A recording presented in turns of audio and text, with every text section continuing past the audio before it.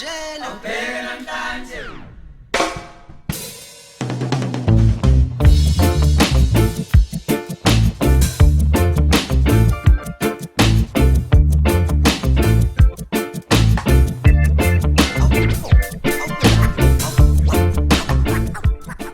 reina Maqueda escuchó acerca de la sabiduría del rey Salomón, el primogénito de Salomón, Menelik I.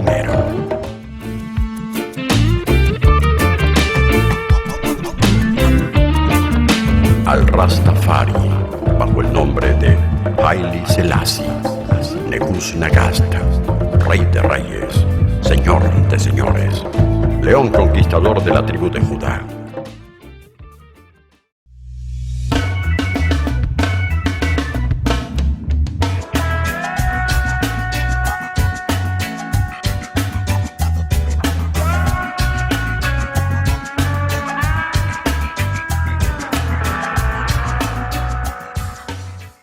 Bueno, yo creo que ser rasta en un país como Colombia y sobre todo en un contexto como el suramericano es un poco complejo por los imaginarios de las personas. Se suelen atacar mucho lo que es diferente. Aquí nos criaron con una moral súper pacata.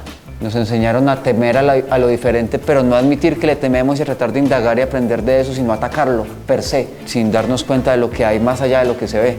Pero también me parece que es muy interesante precisamente por el contexto político latinoamericano. Ser Rastafari implica creer en la fuerza del espíritu y creer en la revolución.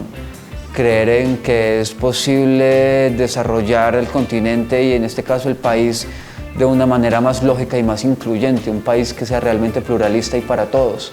La música ha hecho que muchas personas de edades muy cortas empiecen a vincularse a procesos políticos muy interesantes.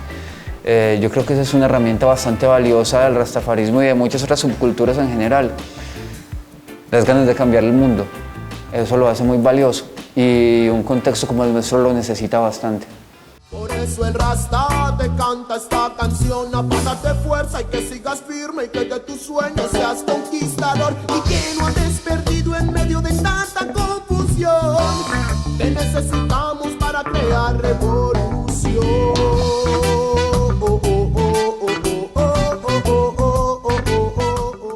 El rastafarismo está ligado a una perspectiva básicamente naturalista.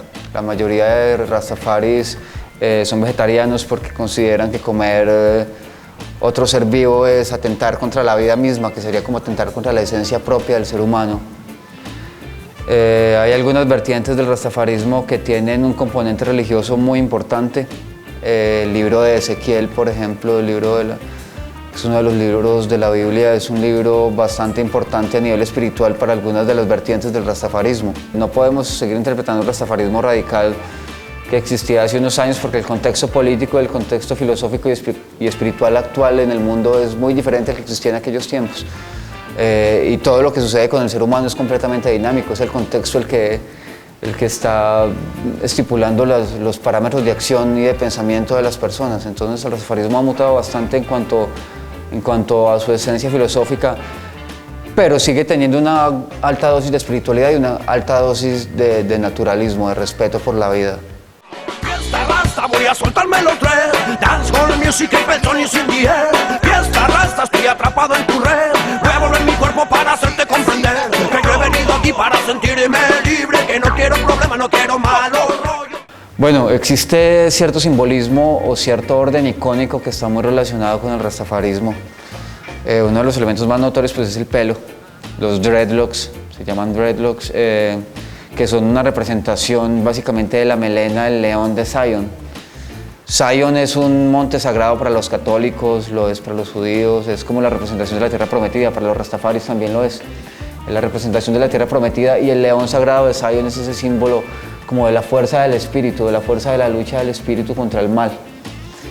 El día del juicio final, cuando ya venga a la tierra a juzgar a los justos y a los pecadores, reconocerá a sus hijos por el pelo y a ellos los llevará a habitar en algo como un cielo eterno también, sería como una interpretación muy similar a la católica.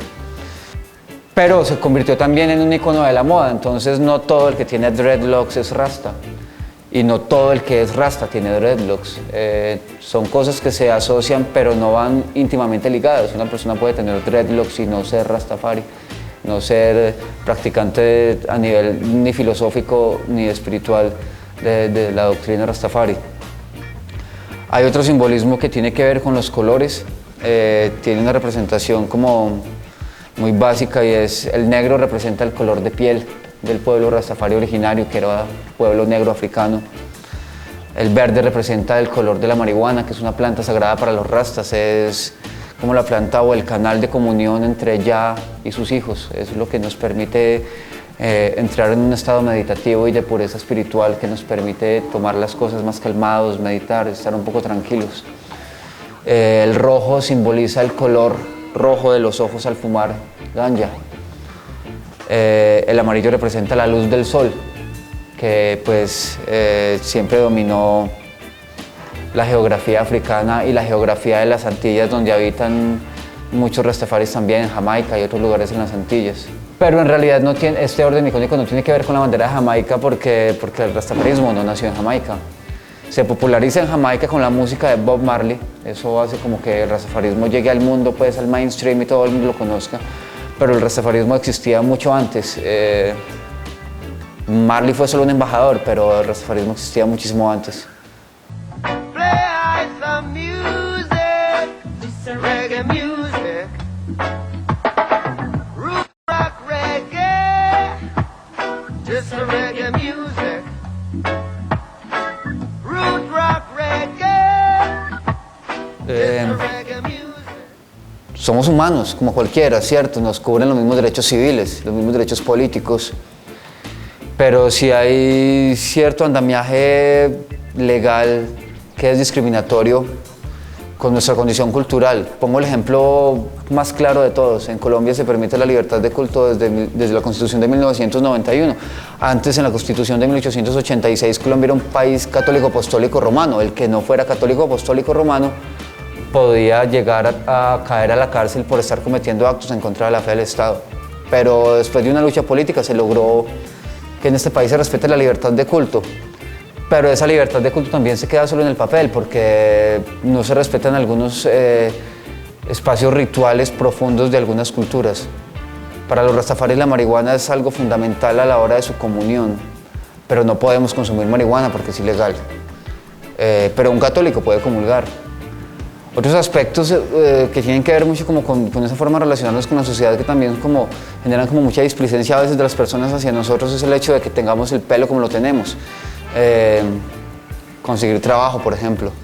Es muy difícil porque quieren que nos motilemos, pero para nosotros tiene un simbolismo profundo y valioso a nivel espiritual, entonces decidimos trabajar en otras cosas y generar ingresos económicos a partir de otras herramientas, porque también nos parece un poco ridículo como vincularnos a un sistema que nos parece enfermizo, podrido.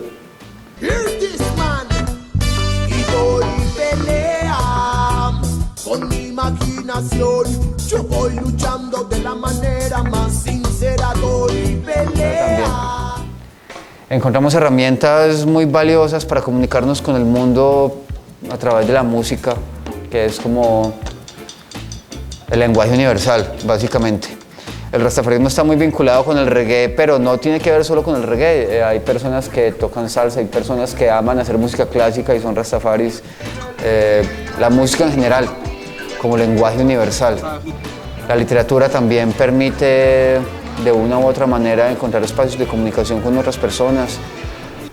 También gracias a la relación que se ha tenido en algunos aspectos con la cultura del hip hop, el graffiti también se ha convertido en un elemento valiosísimo a la hora de comunicar, porque nos permite resignificar la ciudad, nos permite tomar un muro muerto y completamente gris e inexpresivo y convertirlo en algo que comunica, algo que está completamente vivo, algo que está diciendo algo y que la gente puede estar interpretando.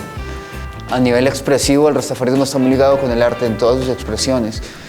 El arte indiscutiblemente será la herramienta siempre más idónea para hacerlo, porque el arte tiene una característica y es que a través del arte no te comunicas a la razón de las personas, no estás tocando ese aspecto razonable de las personas ni los aspectos cognitivos. Cuando te comunicas a través del arte estás tocando fibras más sensibles, estás yendo a una entidad más pura del ser humano. A través de la sensibilidad humana poder llegar a generar como otros conceptos que son razonables, pero que en este caso están filtrados por la emoción y por el sentimiento.